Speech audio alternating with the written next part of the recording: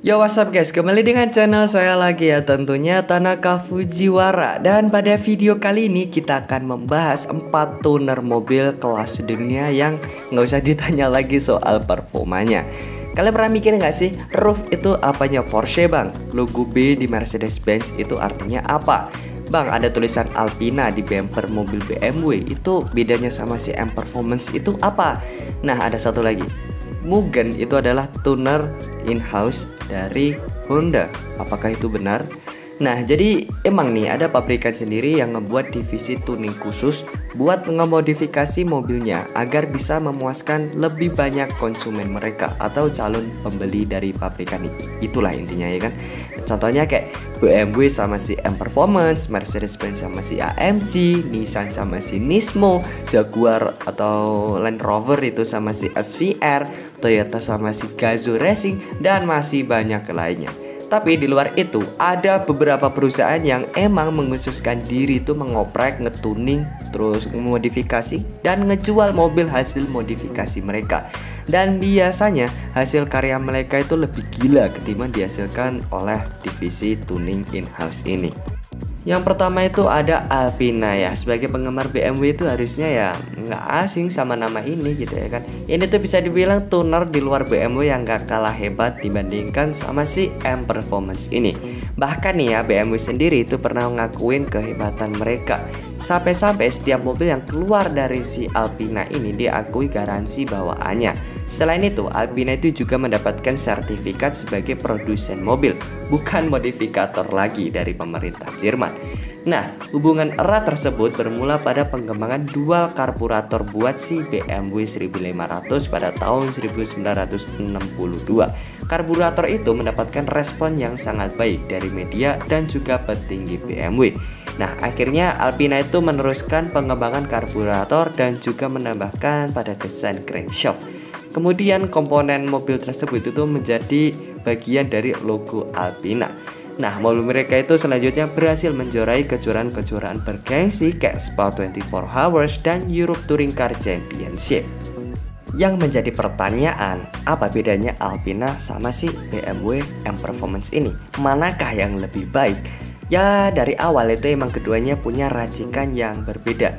Yang paling terasa itu adalah Alpina lebih memperhatikan sisi luxury, sedangkan M Performance itu lebih ke sport atau track performanya gitu ya kan. Nah, Alpina itu memodifikasi semua produk BMW. Lebih hebatnya lagi, produksi mobil mereka yang juga bahkan menyatukan dengan lini produksi BMW.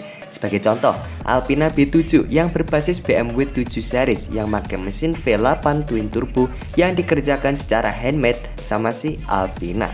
Kemudian dikirim ke BMW buat dipasangkan di salah satu 7 series yang sedang dirakit. Dan setelah itu mesin terpasang kemudian dikembalikan ke Alpina buat si penyelesaian tahap akhir.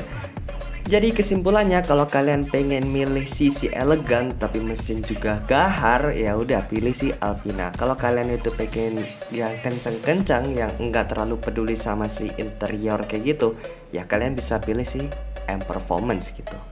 Selanjutnya ada Brabus. Kalau BMW itu punya Alpina, maka Mercedes-Benz punya Brabus. Ya, logo B yang ada di Mercedes-Benz itu Brabus. Brabus ini tuh mengkhususkan diri untuk memodifikasi Mercedes-Benz, termasuk Smart dan Matchback. Nah, ya sama kayak Alpina, cuman bedanya si Brabus ini ngemodifin ke si Mercedes-Benz biar lebih kencang dengan modifikasi mesin. Serta pembuatan penampilan luar dalam itu ya menjadi lebih sangar tentunya. Nggak tanggung-tanggung nih, model yang dikeluarin sama AMG pun ya Brabus yang garap gitu. Nah, Brabus ini lebih fleksibel ketimbang Alpina yang ngebuat mobil jadi. Jadi konsumen mereka itu bisa ngepilih mobilnya langsung di dealer atau ngebawa kendaraan mereka itu buat dimodifikasi. Nah, produk Brabus itu memang udah jadi legenda di dunia otomotif. Sebut aja kayak Brabus Roccat yang berbasis Mercedes-Benz CLS. Mobil ini tuh sukses memecahkan rekor sebagai sedan 4 pintu tercepat di dunia pada tahun 2006 dengan top speed 362 km per jam. Mesin-mesin yang mereka buat itu juga nggak main-main. Mesin paling lemah itu di jajaran Brabus adalah 200 horsepower dan pilihannya terus ada hingga mesin V12 twin turbo bertenaga 800 horsepower. Itu pun Mercedes-Benz buat si Mercedes-Benz atau si Matchback. Nah, awalnya Brabus itu sempat bersaing sama si AMG, tapi ya kemudian Mercedes-Benz itu menggandeng AMG buat ngejadiin tuner in-house-nya. Nah, hal ini tuh ngejadiin Brabus sebagai tuner yang unik dan bebas atau custom dibandingkan si AMG. Saat ini Brabus itu merupakan tuner Mercy yang sangat disegani dan karyanya yang seringkali mengundang decak kagum orang. Fun fact-nya, owner si Brabus ini adalah anak dari si yang punya Mercedes-Benz. Selanjutnya ada Mugen, tapi sayangnya Mugen bukanlah tuner resmi dari Honda nih ya. Cuman bagi gue Mugen itu emang tuner resminya dari Honda gitu. Cuman kalau di sini tulisannya bukan tuner resmi gitu kan. Mungkin kalau kalian tahu bisa nih ya di komen gitu di bawah. Nah, Mugen Motorsport atau Mugen itu adalah tuner yang didirikan sama si Hirotoshi Honda, anak dari Soichiro Honda. Jadi ya mirip-mirip sama si Brabus. Bapaknya punya Mercedes-Benz, anaknya yang punya Brabus. Ini Mugen sama ini, bapaknya yang punya Honda, anaknya yang punya Mugen gitu ya kan. Nah, meskipun ada hubungan keluarga antara bapak dan anak, tapi ya Mugen ini nggak pernah dimiliki sama si Honda Motor Company dan berdiri sendiri sampai sekarang.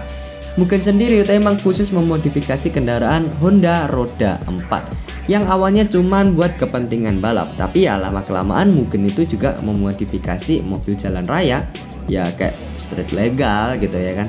Nah, melalui arena balap juga Honda dan mesin racikan Mugen ini berhasil menjuarai beberapa balapan dan membukakan jalan ke jenjang karir yang lebih tinggi. Di F1, mesin Honda dan Mugen ini sempat berjaya dengan beberapa kemenangannya. Nah, selain mesin mobil dan motor yang buat kepentingan balap, mereka juga memproduksi beberapa piranti pendongkrak daya mesin Honda, lengkap dengan aksesoris seperti aero kit, terus suspension kit, dan sebagainya. Selain itu, mereka juga memodifikasi dan menjual mobilnya, kayak contohnya yang paling populer itu Honda Civic FD Mugen RR yang cuman dipasarkan di Jepang doang. Ada juga si RZ Mugen yang dulu pernah mejeng di IIMS beberapa tahun lalu. Yang terakhir adalah Ruf Automobile. Ingat ya, Ruf itu adalah tuner Porsche. Karena Ruf itu merupakan perusahaan tuner yang membangun mobil dari sasis Porsche. Jadi ya mirip-mirip sama si Alpina sama BMW tadi. Cuman Ruf ini tuh jatuhnya lebih ekstrim. Semakin lama mobil yang dibangunnya itu menggunakan semakin sedikit part dari si Porsche tadi. Mereka itu mendesain dan membuat hampir semua partnya dalam beberapa model, bahkan cuman sasisnya doang yang dari Porsche. Sisanya itu semua buatan dari Ruf, bahkan sampai mesinnya. Itulah kenapa Ruf itu terdaftar sebagai produsen mobil tersendiri dan mobil buatannya itu terdaftar sebagai mobil Ruf. Maka ya nggak heran kalau banyak orang itu salah kaprah menyangka Ruf ini tuh Porsche yang palsu atau yang tiruan gitu ya kan. Padahal nih ya, performanya ini mobil-mobil Ruf ini lebih dahsyat daripada Porsche. Beberapa malah jauh mengungkuli Porsche, lebih baik dari performanya maupun prestasinya.